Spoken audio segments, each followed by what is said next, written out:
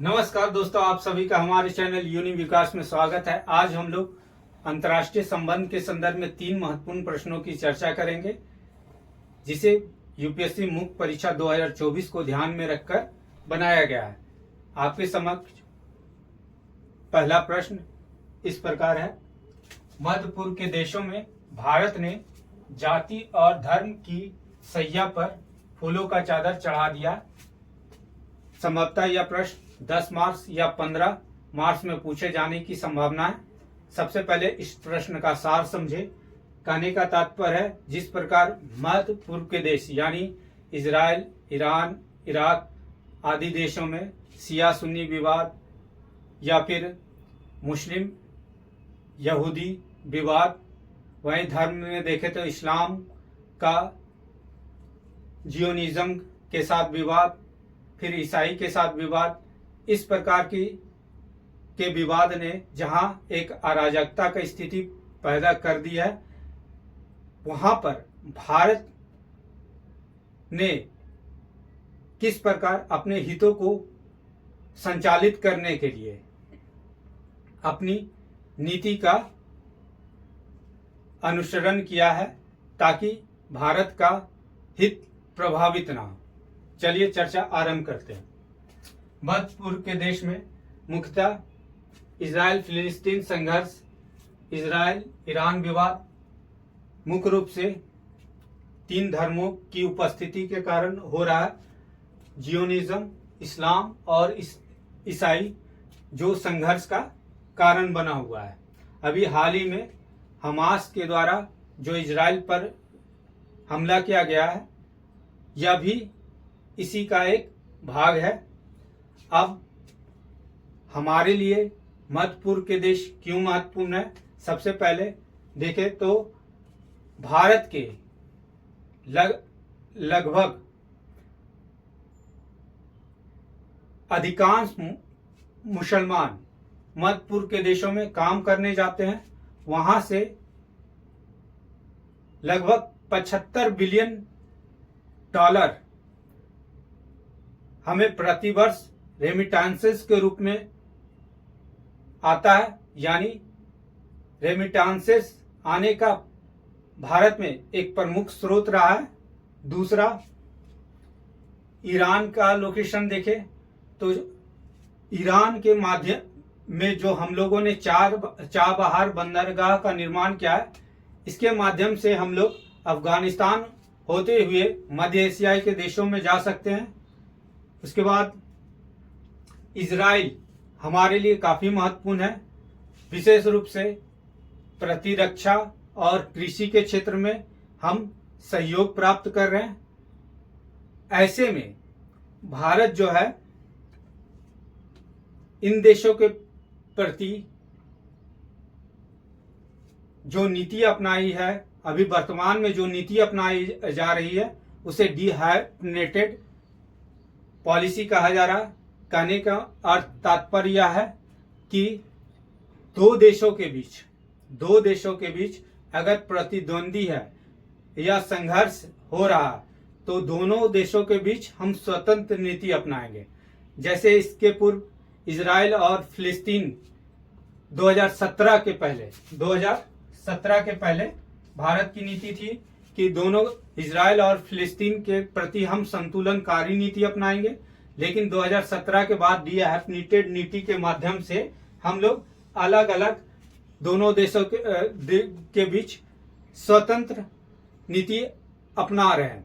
जैसे कुछ उदाहरण देखें तो हाल ही में जब 7 अक्टूबर 2023 को इजराइल हमास के द्वारा इजराइल पे हमला किया गया, तो कनाडा के द्वारा एक प्रस्ताव लाया गया जिसे इसे आतंकवादी घटना का कहा गया। भारत ने इसका समर्थन किया था।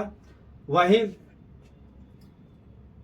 दूसरी ओर फिलिस्तीन को भारत 2 राष्ट्र का दर्जा पहले भी दे चुका है। अब भी फिलिस्तीन को भारत एक राष्ट्र के रूप में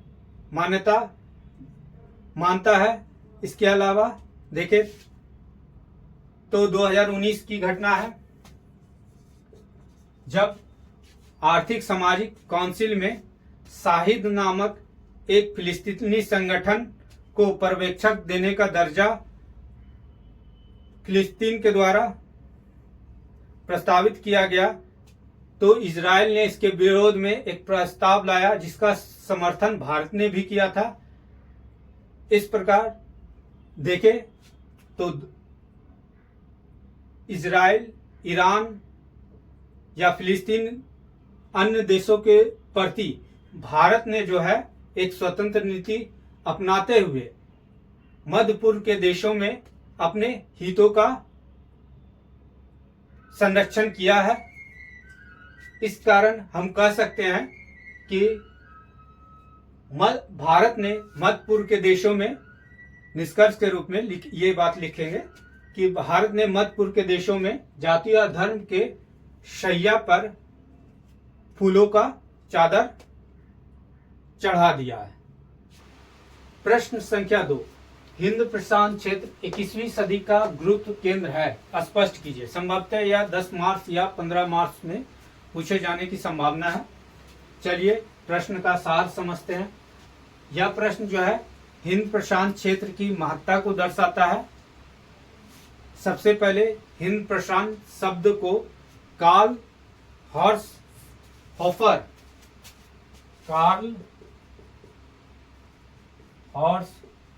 हॉपर ने दिया था 1920 के दशक में। इसका विस्तार जो है अफ्रीका के पूर्वी तट से लेके अमेरिका के पश्चिमी तट तथा ऊपर में आर्कटिक से नीचे अंटार्कटिक तक इतने बड़े भूभाग में ये फैला हुआ है। विश्व का लगभग 65% जनसंख्या यहाँ निवास करती है। विश्व के जीडीपी में लगभग 63% इस क्षेत्र का योगदान है। विश्व के व्यापार का लगभग 50% और तेल का लगभग 40% हिस्सा हिंद प्रशांत क्षेत्र से होकर गुजरता है। भू राजनीतिक दृष्टिकोण से देखें तो चीन, भारत, जापान जैसे महत्वपूर्ण देश यूएसए से जुड़ा है। साथ ही एशिया, अफ्रीका, संयुक्त राज्य अमेरिका जैसे महादेशों को इसमें शामिल है, जैसे देश इसमें शामिल है। इस क्षेत्र में प्रमुख चेक पॉइंट मलक्का जल, डमरू मध्य, हारमुज, बाबा अल मंडेब आदि मौजूद है। साथ ही समुद्री संसाधन के रूप में मीथेन, ऑफशोर हाइड्रोकार्बन्स, दुर्लभ मृदा धातु आदि मौजूद है, जिसके कारण और भी अन्य प्राकृतिक संसाधन मौजूद हैं, जैसे ऑस्ट्रेलिया के पूर्वी तट पे कोरल रीफ्स का मौजूद होना, साथ ही एल नीनो, ला नीनो जैसे जलधाराओं के द्वारा पूरे इस क्षेत्र के मानसून को प्रभावित होना। इस कारण यह क्षेत्र जो है काफी महत्वपूर्ण हो जाता है, जिसके कारण इस क्षेत्र पे दबदबा बनाने के लिए समय समय पर विवाद भी देखने को मिलता है, जैसे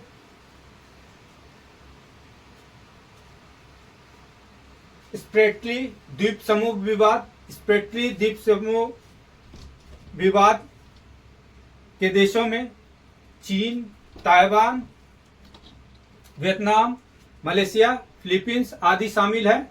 उसी प्रकार सेनकाकू द्वीप पर कब्जा जमाने के लिए जापान और चीन में विवाद चल रहा। इसके अलावा यहाँ पर चीन के द्वारा कृत्रिम द्वीपों का भी निर्माण किया जा रहा है, जो एक विवाद का विषय है। इसके अलावा यहाँ पर समुद्री डाकू या लुटेरों की समस्या, आतंकवाद, मानव तस्करी जैसी समस्या देखी जा रही है। इस कारण कह सकते हैं कि हिंद प्रशांत क्षेत्र जो है 21वीं शताब्दी का ग्रोथ केंद्र है। भारत पड़ोसी देशों के राजनीतिक संकट के चक्रव्यूह में फंसा है, इससे बचाव के उपाय सुझाइए। जैसा कि हाल ही में बांग्लादेश, पाकिस्तान, नेपाल, श्रीलंका, म्यांमार, मालदीव, अफगानिस्तान आदि में सत्ता का परिवर्तन हुआ और यह सत्ता का परिवर्तन लोकतांत्रिक प्रणाली के माध्यम से ना होकर अधिकांश देशों में जो है तख्ता पलट किया गया है। जैसे हाल ही में बांग्लादेश, कुछ समय पहले म्यांमार में, अफगानिस्तान में। इस प्रकार भारत के समक्ष विभिन्न चुनौतियां उत्पन्न हो गई है, जैसे अनाधिकृत प्रवेश की समस्या, चीन, इन देशों पर चीन का दबाव, प्रभाव बढ़ता चला जा रहा है। भारत के अल्पसंख्यकों के प्रति हिंसा की घटनाएं बढ़ती जा रही हैं। भारत के पश्चिमी क्षेत्रों आदि में सीमाबंदी की समस्या उत्पन्न हो गई है। अनाधिकृत प्रवेश की समस्या उत्पन्न होगी। नशीले पदार्थ, मानव तस्करी आदि की घटनाएं बढ़ती जा रही है। इस प्रकार भारत के समक्ष अनेक समस्याएं उत्पन्न हो गई है। ऐसे में भारत की रणनीति क्या होना चाहिए? सबसे पहले अल्पसंख्यकों को हितों की सुरक्षा करने के लिए जो अथॉरिटी अभी वहां पर बैठी है, वहां की सरकार से बातचीत कर उन पर दबाव डाल के अपने नागरिकों, अल्पसंख्यकों के हित की सुरक्षा को सुनिश्चित करना चाहिए। अपनी सीमा की चौकसी और उसकी सुरक्षा को बढ़ाना चाहिए। सीमा में बाड़ बंदी का काम और तेज कर देना चाहिए। चीन के प्रभाव को कम करने के लिए विश्व के लोकतांत्रिक देश जैसे ऑस्ट्रेलिया, जापान आदि देशों से बातचीत कर चीन पे दबाव डालना चाहिए। जरूरत पड़े तो आर्थिक प्रतिबंधों का भी सहारा लेना चाहिए, जिसके माध्यम से हम वहां के सरकार पे दबाव डाल सके। उनके अपने नागरिकों यानी अल्पसंख्यकों को उन देशों में हितों की सुरक्षा करने के लिए हमें मानवाधिकार काउंसिल का भी सहारा लेना चाहिए। इस प्रकार हम विभिन्न रणनीतियों के माध्यम से हम इस चक्रव्यूह से निकलने में कारगर और सक्षम हो सकते हैं। धन्यवाद। आज के वीडियो में बस इतना ही। आने वाले वीडियो में फिर से हम एक नए टॉपिक को लेकर उपस्थित होंगे। तब तक के लिए धन्यवाद।